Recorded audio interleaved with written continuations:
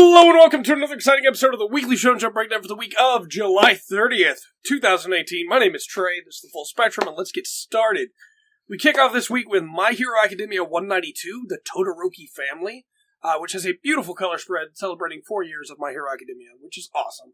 So glad that it's made it as long as it has, and we've gotten some really great character development over these 4 years for characters that I honestly didn't expect we'd get this kind of development for. And that all kind of ties into how this chapter goes, with this chapter mainly being another Endeavor chapter, as we look at the Todoroki family. But it also has some good moments of Hawks, and how he's been pressured most of his life, it seems like, from when he was a small child, to save people and be a good hero and do what needs to be done, which is all, of course, going to be super tragic when Hawks is outed as working with the, villains, and the people turn on him. Even if some of the heroes understand why he did what he did, the people are still going to turn on him. And it really makes this friendship that he and Endeavor have built kind of stand out and hurt even more to see. So it's so well done. Very, very nice. Following that, we get this really amazing scene with Enji and his family, as we see, Fuyumi congratulates him, but Natsuo and Shoto are not just going to play nice here. And we get to see Shoto comment on Enji's scar, of course referencing that Endeavor was the one who gave him the scar. And Natsuo finally just unloads on him. He tells him that he found out today that Shoto loves soba. Not that any of them would know, since they weren't allowed to be around each other when they were younger. And then just tears into him, telling him that, you're this big great hero, but I haven't forgotten what you've done, and I haven't forgiven what you've done. How you wouldn't even let Shoto look at us, and how you left us to listen to Mother's screams and Shoto's cries. And it's just like, man, that's such a good, character move forward for Natsuo, as we find out later that he's never been that honest with Enji before. And we also get to see that Endeavor looks him in the eye. And after he's, all these years been telling Shoto not to look at him, that they're failures, they're not important, he looks him in the eye and takes all of this and says, I'm trying to do better. And Natsuo is just like, that's not good enough, and just walks away. We get to see that, Shoto then takes his turn and tells Enji that Endeavor the hero is pretty darn amazing. But he's not ready to forgive Endeavor yet for what he's done. And heroics aside, what sort of dad is he going to be? Shoto then comments on how he knows people can change. And we get to see the moment that made Endeavor change, that made Enji Todoroki become a human being again. And it was the moment when he was looking down on the kids that Shoto had won over in that arc that people keep calling pointless, and at the time we're saying that it was just, padding and filler. Seeing those kids with Shoto, he realized he had to safeguard their future for them. And then he considers the futures he cut short, and we see the mom. And it just puts everything in perspective of what Enji has gone through, and what he's done, and how much he regrets all of that. He apologizes to Fuyumi before leaving to presumably go look for Natsuo, saying that those weren't the right words to give Natsuo. That wasn't what he was supposed to tell him. I'm assuming he's going to go try and make up with Natsu, and we'll see how well that goes. But Natsu mentioned Big Bro Toya. And I'm assuming Toya has to be Dabi. Who else could he be, right? It would kind of be a funny twist at this point to be like, nah, it's not Dabi. When it's pretty clear that it's probably Dabi. And like I've said before, I'm full in on my theory now. It's going to wind up being Dabi, but it'd be a fun twist if it wasn't. Then we get what I did see some people saying was, we're in all this great Endeavor, character growth. What's going on with this? But we get Deku dreaming of the One for All carriers who have come before him, and we see two brothers fighting. And there's been a lot of talk about what this could mean. obviously this could be All Might and All for One, and it could be that they were brothers, or this could be the originator of All for One and One for All. Like, the One for All would still be... I mix it up every time. All for One would still be the man who he is, the same villain. But One for All could have been passed down all this way from the originator. And either way, I think that's fine. But I feel like this is important, this theme of family that is being pushed with Enji and the Todorokis, that it will also tie into the main plot of Deku with One for All and All for One. Because those two were brothers. Whichever user of One for All it is, they were brothers. I've seen a lot of people going, well, yeah, this is going to be All Might, but I honestly don't think it will be. I think it'll be the original One for All user. But regardless, this was an amazing chapter. It's definitely up there for me for this year. I loved every minute of it. Getting to see the Todoroki family come together and trying to work through their issues was so powerful to me. And I'm to this point now where that's what I want the main plot to be. Like, Deku's great, but that's what I want the main plot to be now, and I know that's not going to happen. But man, it's really good. After that, we had Dr. Stone 68, Flames of Revolution.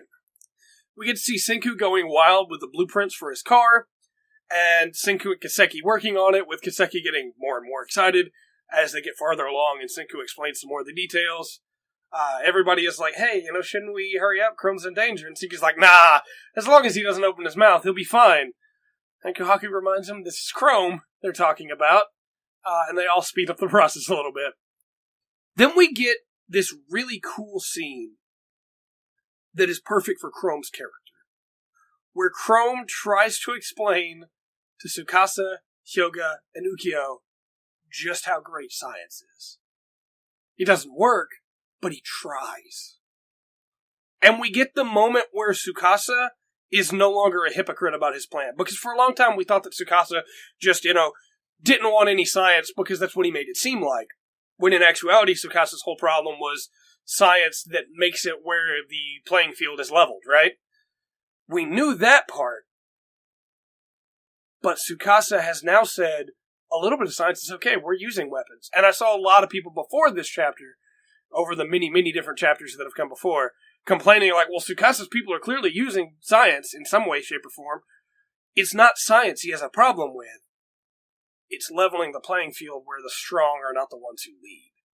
And yes, it still has the problem of Tsukasa's firmly against adults, and everyone there will get older as they grow, as time passes, and then they become the adults, and the question becomes, will Tsukasa kill all of them then? Probably not. He's got this hypocritical, but also, in his mind, completely sane viewpoint, and his power is what draws people to him. And it's really cool to see Chrome argue with him about this. And Tsukasa tries to make a deal with Chrome. He says, hey, you work for me, give me Senku, and you can do all the basic science you want. Chrome, of course, turns him down. Even with the people of Ishigami's village lives on the line, he's not gonna turn in Senku now. And Tsukasa has him drop to his death. And Chrome is 100% determined to die to protect Senku. And Tsukasa respects that, and has Ukyo save him. I'm not talking like somebody dives in after him to catch him. I'm not talking like, well, it wasn't actually a death pit. It was actually a death pit. And had Chrome started calling out, trying to get somebody to save his life, Tsukasa would have let him die. But Tsukasa signals for Ukyo, who fires an arrow into Chrome's shirt that pins him to a tree. And it shows a lot of things all at once. It shows that Tsukasa has complete faith in Ukyo's skills. Of course he does. The people that he brings back are people that he respects. He has complete faith in Ukyo's skills, and Ukyo deserves that faith, very clearly. We then see Hyoga say, well, what was he here for then? If he won't talk, we need to figure it out on our own. where was he found? And Ukiyo lies to cover for Chrome. And then almost immediately, Chrome figures out that maybe Ukiyo's not doing it for him, but for his own reasons. Because Ukiyo looks super sketch there. So I'm assuming that Ukiyo wants to take over for Tsukasa, to take him out and take his spot. But we'll see. Either way, I find this really interesting. The chapter ends with the car, the powered wagon, set up, but it's still impressive. I mean, they got a self-propelled vehicle in the stone world, so hey, And everybody, of course, in the village is like, what is this metal beast? But this was a really good chapter. Again, this is a really good issue of Jump this week. Following that, we had We Never Learned 73. A genius's question cleverly becomes the battle of the X.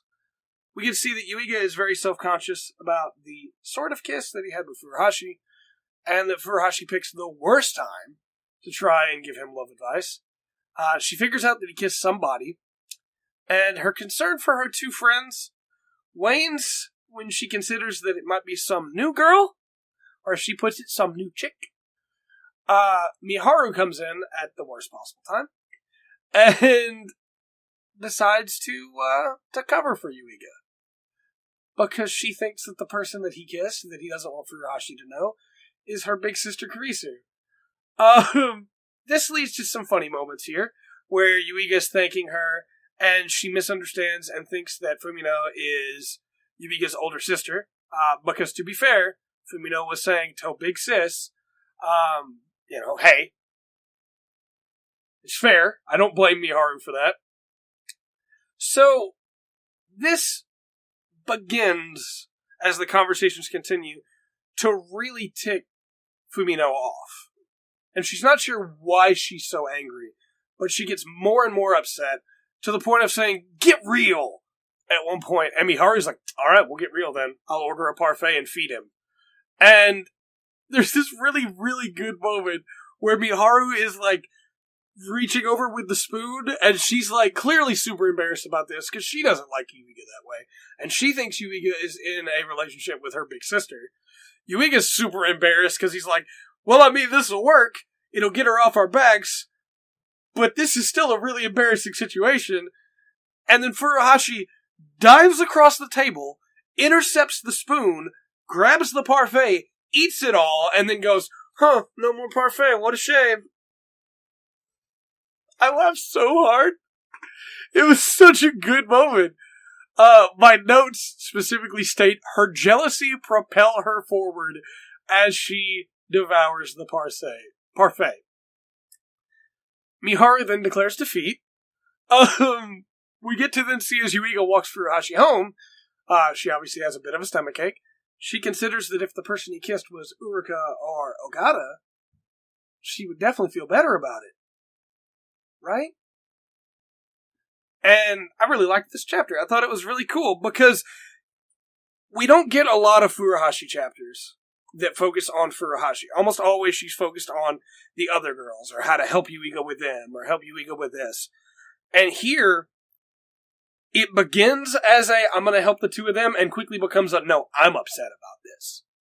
And I've said it before, I still think the girl he's going to end up with at the end is either nobody, Harem, or Furuhashi. Because Furuhashi has the most actual development, I guess you could say, with him. She's the one who cares. I'll put it this way. She was the one who cared enough when he wasn't feeling too good that she immediately pulls out stomach medicine and starts making something for him to drink. Kurisu's best girl, don't get me wrong, but I think Furuhashi's the one who's going to win.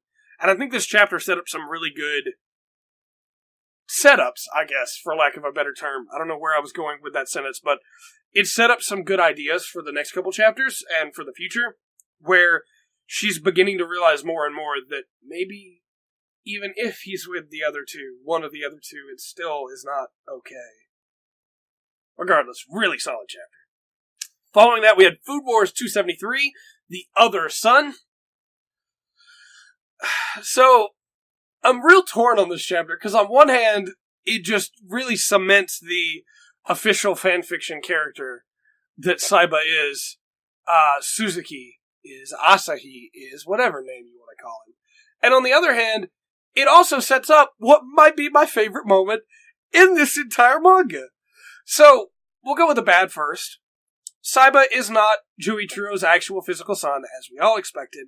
He is, in fact, his first actual student, the only student that he's ever taken in, the only pupil that he's ever got. And he cares about him, which is probably why he lost. I'm assuming he threw the match so that Suzuki would go face on Soma and be defeated and hopefully teach him something.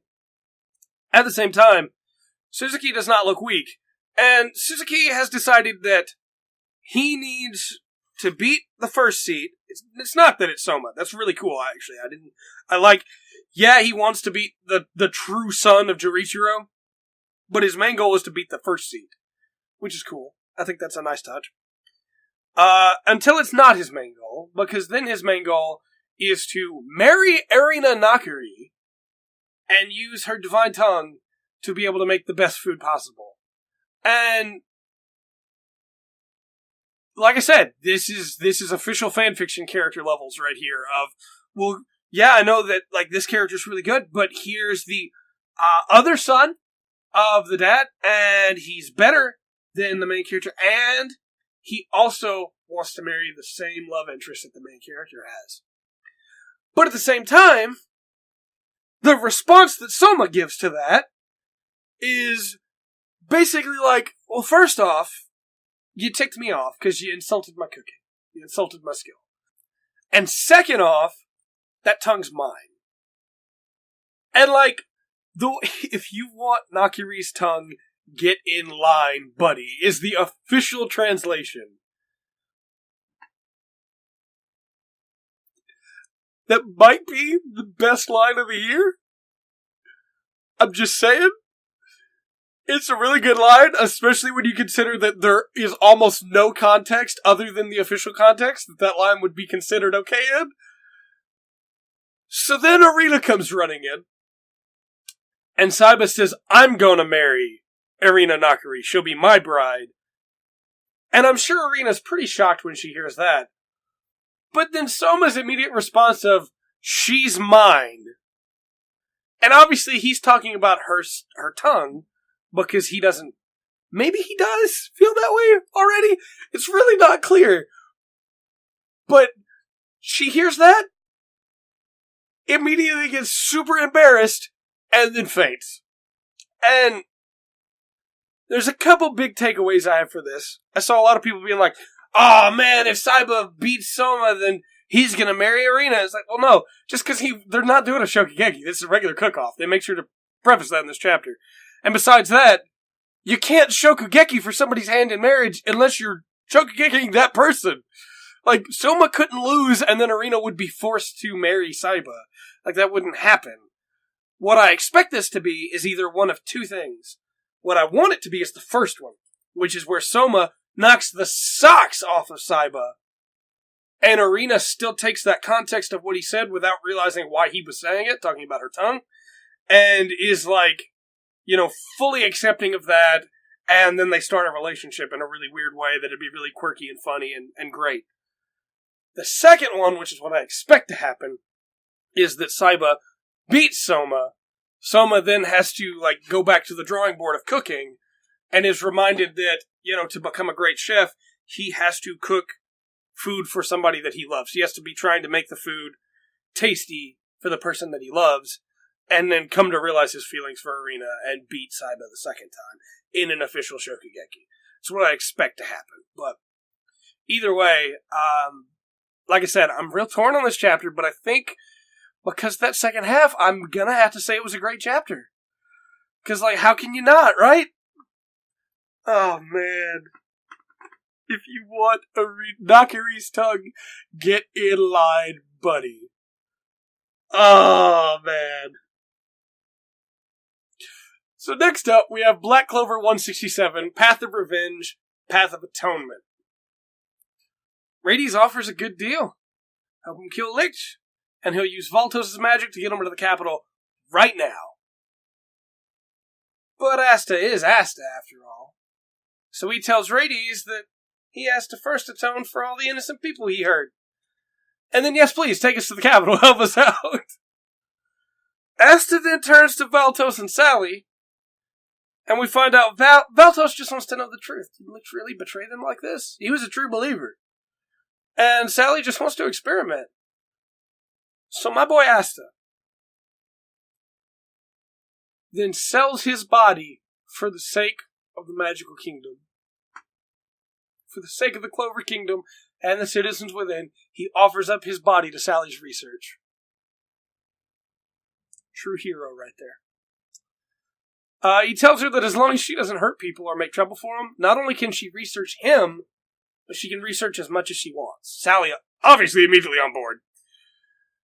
Charmy then gives Valtos some food, and Asta and Charmy team up to goad Rades to repent and join them. He gives in, claiming he won't help them, even as Asta tells him that he will. New Black Bulls? I think the dynamic that Rades has with Asta is really good. Yes, Rades is a killer, and yes, Rades has done a lot of bad stuff. But the Black Bulls is a bunch of rejects anyway, right? Like, bring Sally's for sure in, because she wants to study Asta. So if nobody else joins the Black Bulls, Sally is. That's clear. Valtos is the only one that I'm really unsure of, because I did see a lot of people going, well, Finral has the same power, so clearly they wouldn't have two of them in there. But Yami probably would be down for that, actually, to have two of them. Two teleporting spatial transportation mages in the Black Bulls. Like, that's 2 sets of teleportation. I think Yami'd be down for that. Though I do think Valtos will probably die. Much as it's a shame, because I like his design.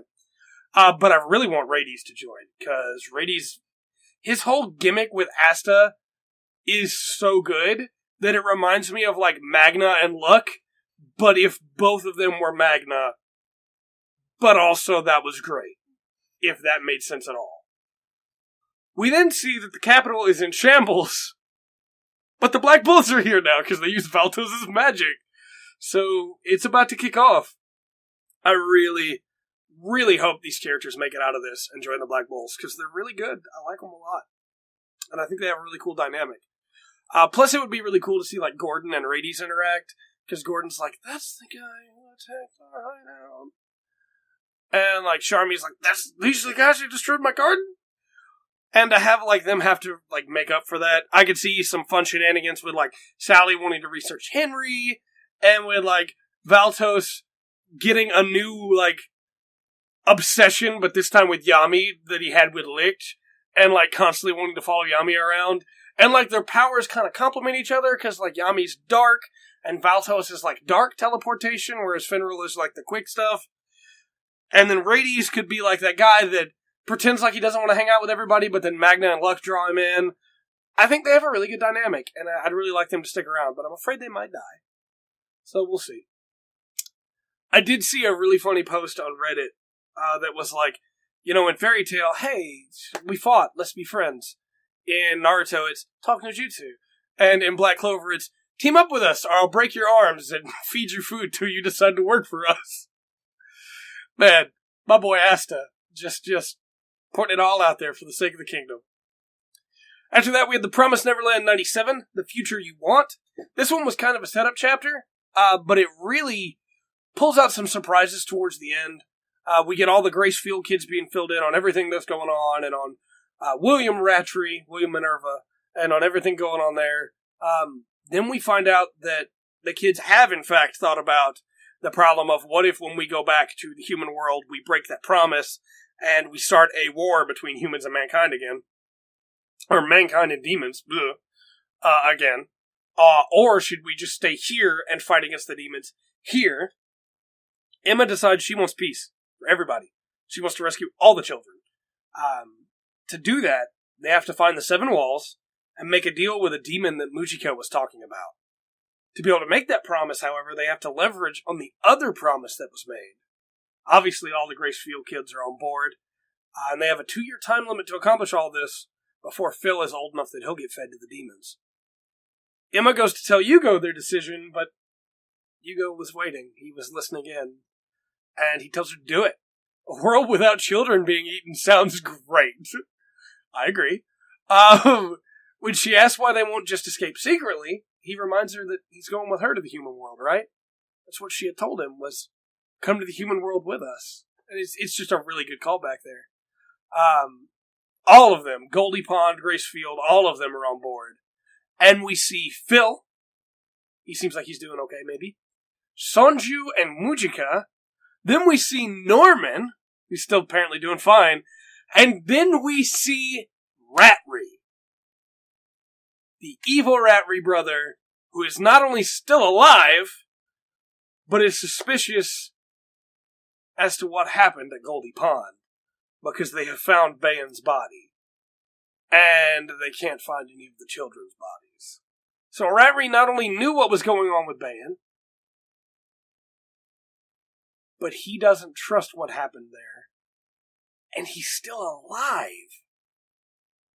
Like, is he eating children too? Like, eating with the little plant so that he can stay alive? Like, what's going on? Regardless, that was a great reveal at the end of the chapter after, a pretty good setup chapter. So, I liked it. After that, we had 2 One Punch Man chapters back to back. I'm going to cover them both in a row, but I'm going to hit on the differences of the individual chapters. Chapter 85, Monster Nature, is a really cool look into society as it is right now, where in the One Punch Man world, with the Monster Association going crazy, where people are beginning to turn to surrender to the monsters in hopes of surviving. Garo thinks about how weak humans are, that society is already starting to crumble. Then he eats a huge meal. Saitama is also eating, and realizes he forgot his wallet. When Fubuki appears, she still wants to work with Saitama and offers her support in helping him find the Hero Hunter for a share of the points. Saitama then orders fries and offers some to Fubuki, and when she eats one, he grins. He got her. It's such a good moment. I can't stop thinking about that grin. A customer tries to leave without paying, which we find out later is Garo, so Saitama chases them down while telling Fubuki to pay the bill. She ate a fry after all. And she remarks, just how petty can you be when society's falling apart? We get to see into Garo's psyche here. And he talks about how if he killed somebody, a hero, to be able to join the Monster Association, then he'll be the hero killer instead of the hero hunter. And that monsters are supposed to be more about fear than killing. He then saves Tario from some bullies again. Tario apologizes for running off before, and tells Garo, you must be a fighter of justice. Then Saitama arrives. He tells Garo that since his timing was perfect, he'll let him off this time. And that sets Garo off. He's got a lot going on right now. He's real conflicted in his mindset. He recognizes that he was relieved to hear that Bang was okay, and that upsets him even more. And he's going to go kill Saitama. He's decided. He grabs Saitama's shoulder, and Saitama, who also ran out on his bill, refuses to be seen with Garo and sends him sailing. Garo wakes up with Tario, and as the 2 monsters that are set to watch Garo come out of hiding, they set to attack. Then we find out that King the Ripper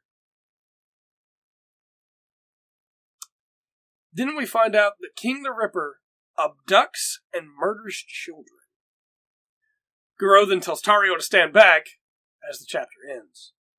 It's a pretty solid chapter. I liked all the fun gags with Saitama, especially him grinning when he gives the fries to Fubuki, but also the moment where he's like, I also ran out of my food, I can't be seen with you, and knocks Garo away. I thought that was really cool as well. Garo had no idea how close he was to the ultimate hero that he wants to fight. I also thought that the monsters coming out to attack Garo because he saved a child, it makes perfect sense. We expected them to have to fight from the get-go when they were sicked on him by Gyoro. I can never say that name right. But this was a pretty solid chapter. Then we get chapter 86, Limiter. And this chapter is so good that it made it really hard to talk about 85 without bringing stuff up from it. So, Insect God tells Garo that he has yet to abandon his humanity, and that's why he's not a real monster yet. And Garo tells Tario to run again, and Tario says he can't, that his legs are shaking too much, he can't get away. And Garo then turns on him, throwing away his guidebook, and telling him times like this are what make you strong. He then commands him to stand up, and Tario does. The Ripper goes to stab Tario, but Garo stops him. Ripper spins, his arms contorting to allow him to deal with the inertia, before they spin back to normal. It's so sick. I can't wait to see it animated. It looks really cool. Garo then tells Tario to run again, and this time he does. Then the fight begins in earnest. And we cut away from the fight to get to Phoenix Man, asking Garo why he's doing all this. And he tells him that Lord Orochi was human once, just like Garo is. And that he created Lord Orochi, and intends to do so again with Garo. And Phoenix Man is, shocked. As was I. But it makes sense. Because from there we get into limiters, and surpassing those limiters. And it also, buffs up Lord Orochi in our minds, because clearly he's surpassed his limiter as well, which means he might actually be a challenge for Saitama. I doubt it, but he might be.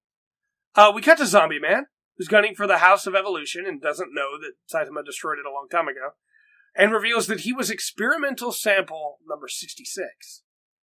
Then he's informed that the House of Evolution has been destroyed, and confronts Dr. Genis, who tells him that he, talking to Saitama, had removed his limiter, that it was more than Genis himself could ever manage.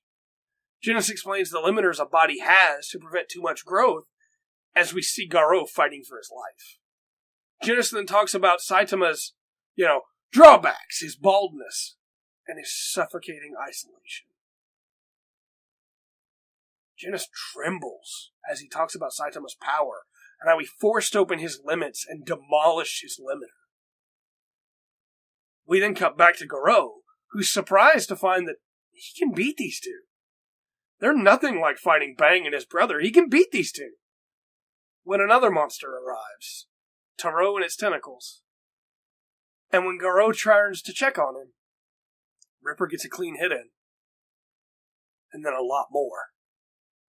As they leave Garo on the ground to die, taking Tario with them. This chapter is one big setup, as well as a bunch of other great small stuff. Because I think Garo is about to break his limiter. I'm almost certain of that, because it feels very clear that that's the message they're trying to send in this chapter. Garo has been getting closer and closer and closer to that top. It has taken over and over multiple heroes to be able to beat him. And every time it looked like he was completely beaten, he's gotten up stronger. He got into this weird mental state where he was almost unconscious and was able to fight back against both Bang and Boom. And now here he's fighting much weaker enemies and is only beaten because of a lucky hit. Garo, I think, is about to get back up off this ground, having shaken off his limiter and become an actual challenge for Saitama. Or he could die. He could also die. Regardless, I don't think we're done with Garo here. I think Garo has jumped up the ranks of best characters in One Punch Man by quite a bit.